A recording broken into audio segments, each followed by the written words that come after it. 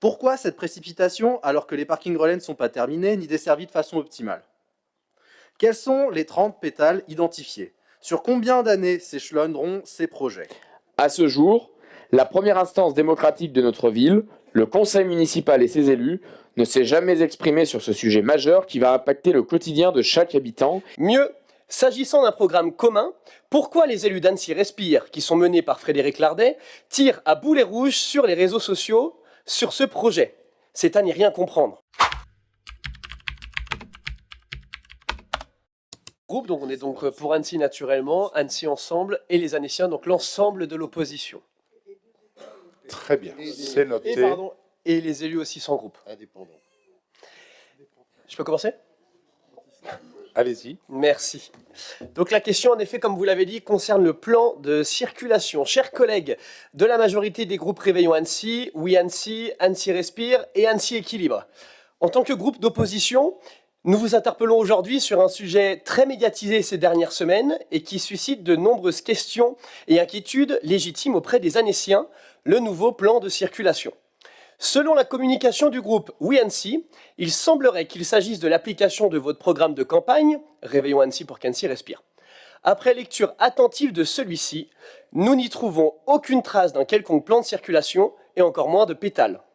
Mieux, s'agissant d'un programme commun, pourquoi les élus d'Annecy Respire, qui sont menés par Frédéric Lardet, tirent à boulet rouge sur les réseaux sociaux sur ce projet? C'est à n'y rien comprendre. Que dire de nous, élus d'opposition, qui représentons 55% des électeurs de 2020? Nous avons été mis devant le fait accompli. Nous sommes plusieurs à être intervenus en commission Ville Durable dans laquelle ont été évoqués les principes de ce nouveau plan en interrogeant la méthode adoptée pour ce projet ainsi que sa temporalité. Finalement, pas de prise en compte de nos remarques de votre part, rien, le dossier est bouclé. Vous avez annoncé une application des nouvelles règles du plan de circulation à la mi-juillet. Nous sommes le 27 mai 2024, avant-dernière séance du conseil municipal, avant l'échéance annoncée. À ce jour, la première instance démocratique de notre ville, le conseil municipal et ses élus, ne s'est jamais exprimé sur ce sujet majeur qui va impacter le quotidien de chaque habitant, et vous vous en gardez bien. Nous le savons tous, ce projet majeur provoque nombre d'inquiétudes dans la population. Nous en avons d'ailleurs tous eu l'écho. L'absence de débat entre leurs élus, légitimement désignés pour les représenter, interroge fortement nos concitoyens et conduit inévitablement à renforcer l'idée d'un passage en force motivé par une décision arbitraire et précipitée. Nos questions sont les suivantes. À quand une authentique concertation et non information descendante avec l'ensemble des parties, y compris les habitants? Pourquoi cette précipitation alors que les parkings relais ne sont pas terminés ni desservis de façon optimale? Quels sont les 30 pétales identifiés? Sur combien d'années s'échelonneront ces projets? Au regard de ces nombreuses questions aujourd'hui sans réponse, des interrogations légitimes des commerçants, artisans, professionnels de santé, services publics de sécurité et de secours, nous proposons de surseoir à la mise en place de ce nouveau plan de circulation, le temps d'organiser une réelle concertation. À défaut, vous assumerez l'affirmation autoritaire de votre majorité dans une démocratie locale déjà affaiblie, comme l'a rappelé votre adjoint M. Tatu, et les conséquences. Bien, merci, Monsieur Grange. S'il vous plaît. Non, attendez. Si vous permettez que je réponde, Madame Pesset. Merci. D'abord, permettez-moi de m'étonner de vos calculs. Si vous représentiez 55% des électeurs, vous seriez à ma place aujourd'hui, mais je devine à travers vos propos que vous estimez être mieux placé que le maire pour prendre des décisions qui s'imposent. Oui, un nouveau plan de circulation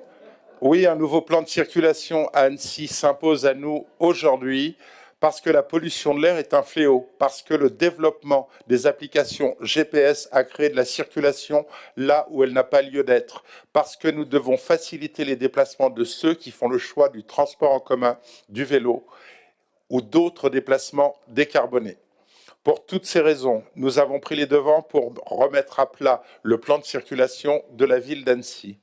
Depuis des décennies, Annecy est confrontée à un nombre excessif de déplacements en voiture et ses conséquences. Il suffit, pour s'en convaincre, de se plonger dans les articles de presse depuis les années 70 et dans les nombreuses études qui ont été menées par les services de la ville sur le sujet depuis la même époque. Mais les réponses qui ont été mises en œuvre ont toujours contribué à augmenter et renforcer les infrastructures routières, conformément aux principes du XXe siècle. Rocades, trémies, percées de parking en quantité. Or, cela n'a jamais résolu le problème, voire même l'a aggravé avec un accroissement parallèle de l'usage de la voiture et des embolies que cela a provoqué. Pour autant, quelques démarches notables sont à relever, dont notamment la piétonisation de plusieurs rues du centre à l'initiative de Charles Bosson pour mettre un terme au trafic qui les faisait étouffer. Qui se souvient encore des 640 véhicules qui transitaient à l'heure de pointe par la rue du Paquier au début des années 70 et qui le regrette aujourd'hui? Si le trafic est légitime sur les rocades, avenues et boulevards, il ne l'est pas dans les petites rues de quartier. Et les habitants sont nombreux à réclamer que ces rues redeviennent des lieux pacifiés où le poids de la voiture ne soit plus présent, que ce soit dans son volume, son bruit, sa pollution, voire sa dangerosité. Des parents demandent que les enfants puissent à nouveau aller à vélo à l'école ou cheminer en sécurité dans leur parcours quotidien et ils ont raison de le faire. À l'image de ce que mettent en place de nombreuses villes de France et d'Europe, nous allons changer le plan de circulation pour protéger les quartiers et leurs petites rues du trafic de transit. Avec l'appui d'un bureau d'études spécialisé, les grands axes de la ville ont été recensés, des axes qui continueront d'assurer leur rôle de connexion entre les quartiers avec les villes voisines. Entre ces axes se trouvent les pétales, ces quartiers où les rues doivent supporter uniquement le trafic qui est lié au quartier et non être traversé de part en part. Ce plan de circulation en pétales va pouvoir se remettre en place de façon progressive, étape par étape, en tenant en compte les enjeux locaux et leur contexte. Les premiers pétales à bénéficier de cette intervention cette année sont ceux dans lesquels nous avons eu le plus de remontées signalant les problématiques liées au trafic excessif dans les rues inadaptées. Il s'agit des quartiers fins nord, des Romains et du centre-ville.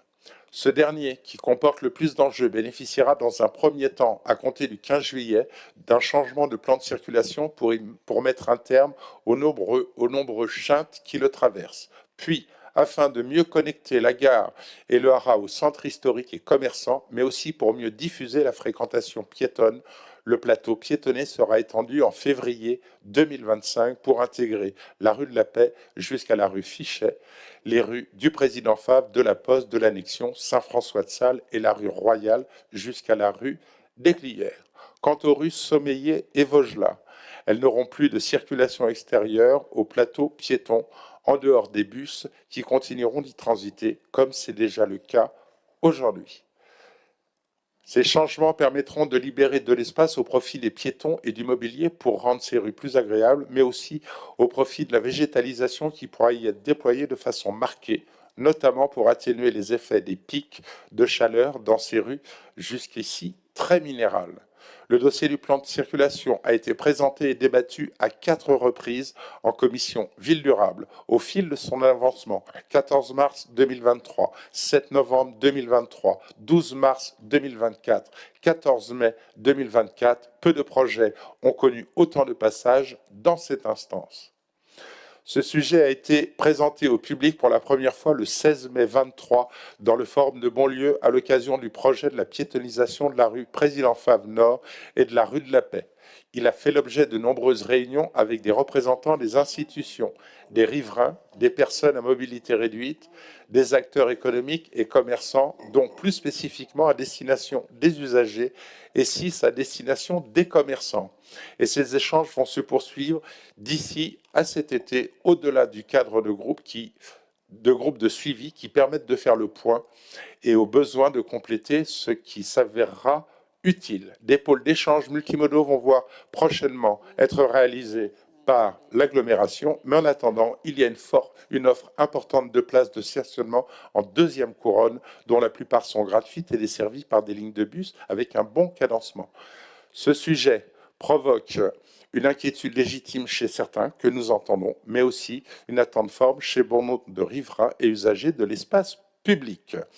Sur la question de la concertation, je ne peux pas vous laisser dire que nous ne prenons pas en compte l'avis des habitants, dont je suis particulièrement sensible à l'écoute. Nous avons consulté de nombreuses parties prenantes sur le dossier, en interne et en externe de la ville. J'étais encore avec les commerçants il y a quelques jours sur le sujet et serai présent à la réunion publique avec les Annéciennes et les Annéciens. Je signale un webinaire avec plus de 250 personnes qui y ont participé.